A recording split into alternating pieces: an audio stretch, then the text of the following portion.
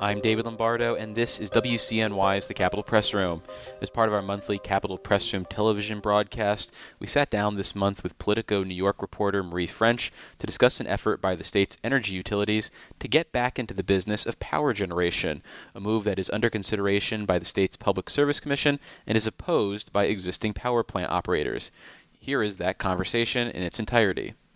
So rewinding back to the 90s, there was a time when utilities were in the power generation game, but they were forced to sell off their operations, except that now they want to get back into the business, arguing that they can help keep the lights on in the future. There are plenty of other operators, though, who also want to be building new power here in New York. So why should state regulators consider this option? What is the pitch from utilities? Yeah, so I think it's important to put this in the context of the state's climate goals, right? New York is struggling to meet many of its goals. We've already seen the governor sort of push back the overall emissions reductions targets. And the state is not on track to meet its 70% renewable by 2030 goal. Some estimates put it 3 years out. Some are, it's getting longer. I think the more time that passes and as the Trump administration goes after some renewables. So that's kind of the backdrop of this, where the utilities are saying, like, hey, you're not on track. We could help. Like, we could, put our capital to work and build some of these renewables.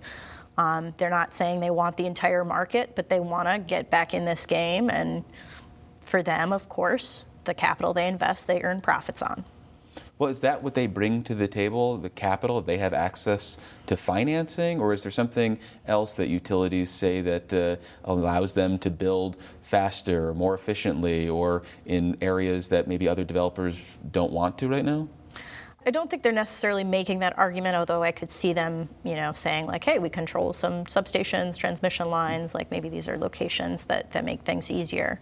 I think the capital, like markets access is one of their arguments, is that they could get a lower cost of financing, they say, than the private developers. But, there's a lot of questions about how that would work. Ratepayers would be on the hook for that. So if they had major cost overruns, you could see some back and forth about that. There's also the issue of, private developers say the reason they should keep doing this is they have to take the risk, right?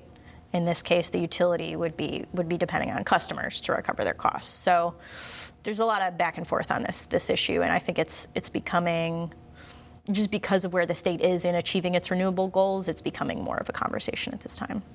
Well, if we think about the past experience of utilities operating power plants, or just their track record of delivering power as utilities only, is there any reason to think that they would do a good job? Is there something looking into the past that says, yeah, these are the guys that we think would do an excellent job? They do a bang-up job under budget and on time or something. I think certainly they would say, they can do it. They've been, operating the system and making all these investments in the transmission and distribution system. So. Sure, but nobody's out here giving consumer performance awards to their local utilities. Some are, they do win different, there's different surveys that they always brag about. They also get fined by the state regulator for missing metrics. They get fined, but they also, some metrics they meet and some they don't. I think, obviously on the other side of this, the opponents of allowing utilities to do this have pointed to some transmission projects that have had cost overruns.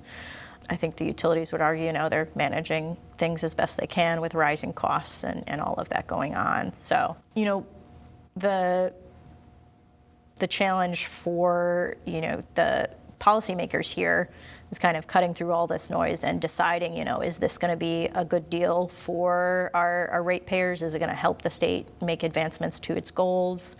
That's the fundamental question they're going to have to grapple with.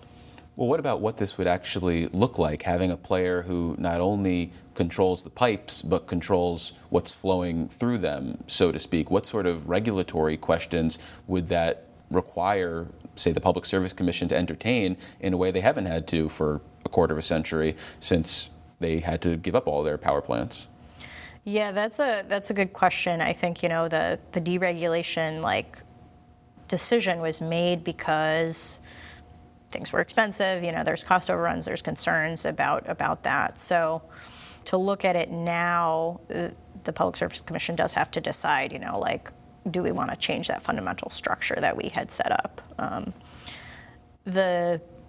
The issue of them controlling the power plants, I think generally the dispatch would probably still be with the New York Independent System Operator to decide, what's the most cost-effective unit at this time. Although I think that's also a question for policymakers to weigh in on. Well, somewhere as we're having this conversation, a socialist is screaming at the television and saying, what about just having the state build up more renewable energy? Let's be more ambitious and forget about these private players. Is that a credible option at this point, given how the state has already taken on some efforts to build up its own power generation? I mean, could the state be doing more in this sector? Yes, that screaming at the TV in my inbox every day. No, they're great.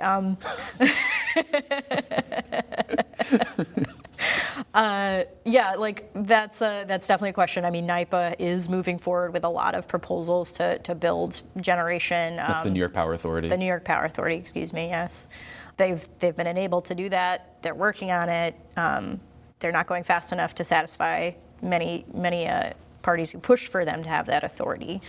I think that'll also be part of the conversation as they look at this, because NYPA technically, does operate some, high bulk transmission.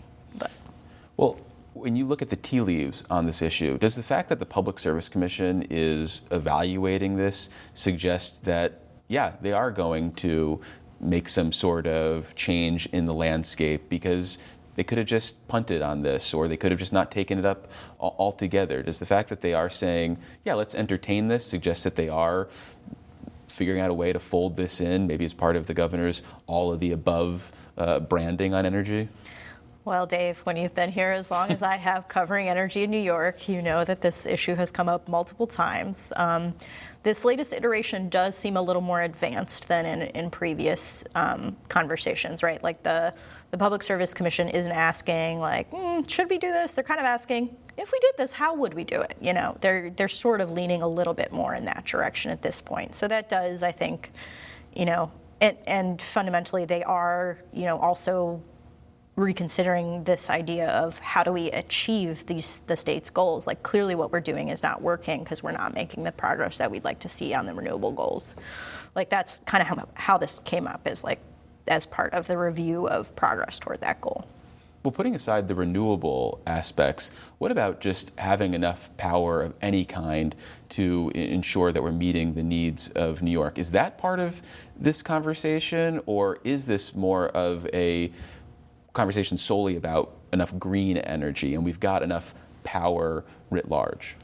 I think what utilities are seeking right now is focused on the renewable energy front, but there is a real question in front of everyone really in the state about how to ensure reliability, and whether having more direct contracting and more involvement of utilities in the planning and the planning process to meet energy demand is needed. Right now we have Con Ed actually going through a process. They're doing more it will be an RFP of storage, other options, because they're focused on cleaner options. But I think there is a real recognition or understanding from the Hochul administration. Their view is that more gas power is going to be needed downstate. That's their view. And that was Politico New York energy and environment reporter Marie French speaking with us as part of the monthly Capitol Press Room television broadcast, which you can catch on PBS or by checking out the Capitol Press Room YouTube page.